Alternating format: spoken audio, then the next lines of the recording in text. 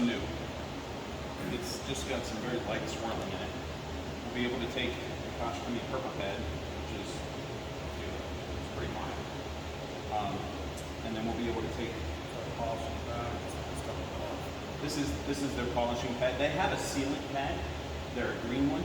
It's just below this. You could take the same thing and you could take that pad and use the purple polish on it if you wanted to. I think that we'll be good with this one. So we'll set the purple pad up on the polisher here. This stuff is really loose.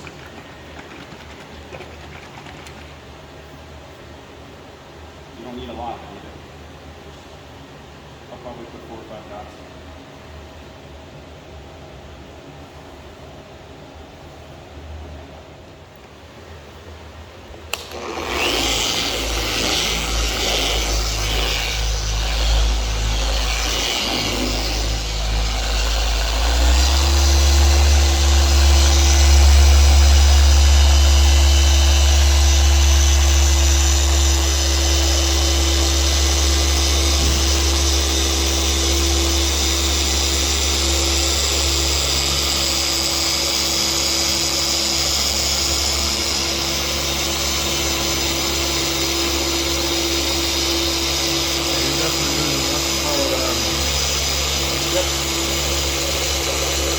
Well, that's the key. The slower you move the polisher and the longer you work it, the more defect removal you're going to get.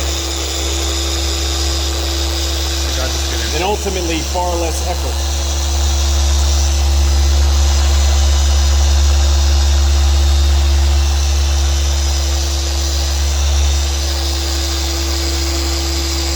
And this is essentially just an enhancement polish. It's not a correction, because all we're doing is just quick pass.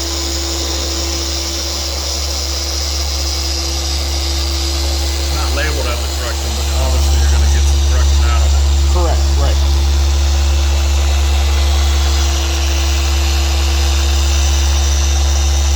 So you'll see here, now the polish is starting to break down and I can look through the correction. That's what we call looking through it.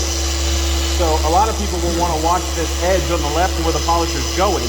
The truth is that you should be looking where it's been. So you can see the kind of correction results that you're getting. And you can adjust accordingly. Whether you need more speed, you need more pressure.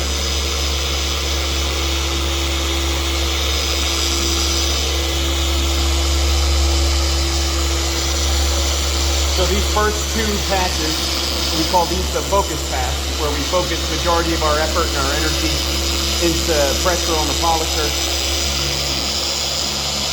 And our speed is slow, because this is where we want to get the most defect removal.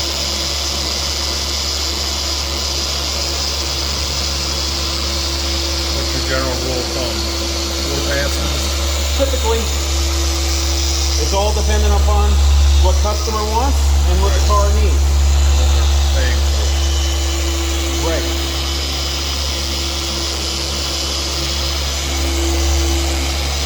The polish is still nice and wet. It's not dried out. And that polish has good working time. Yeah. Now, if I were to lean, I'm going to lean on it for the last pass, and you're going to see the polish dry up pretty quickly. Release pressure as you go? That's a common misconception. Paint doesn't vary like that. It only has one response. So you can see here now I'm going to lay on it.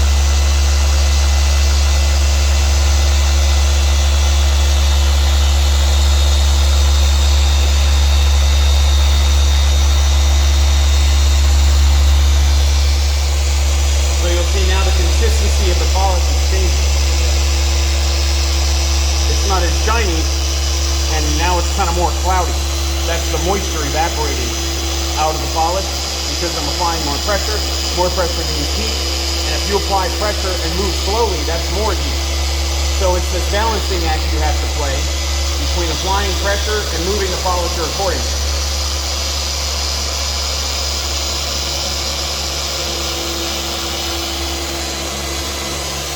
very low dusting.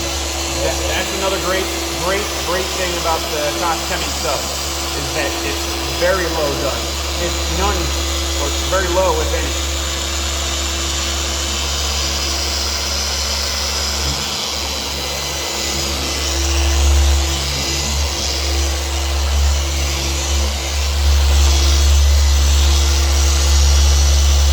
So many people don't realize the amount of time it takes to get that finish.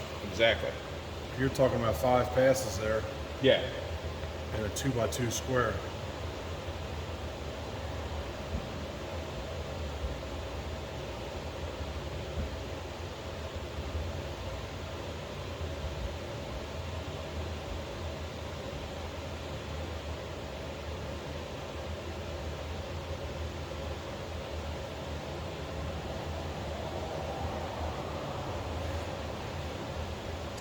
So now that we've got majority of the haze cleaned up, I can see dealer pigtails here. All kinds of pigtails in this area.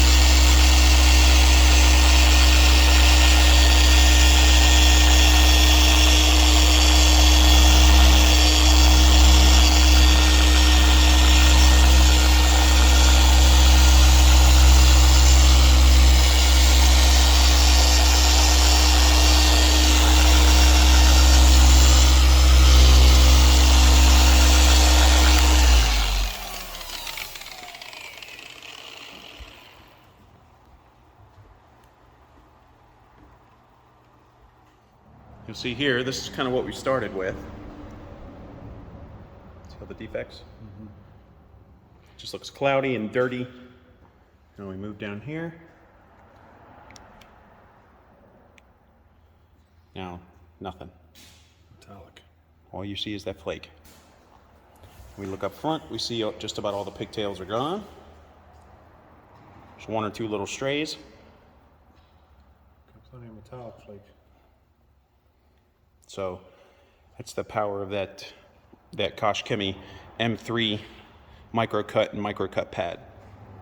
You get a ton out of very little effort.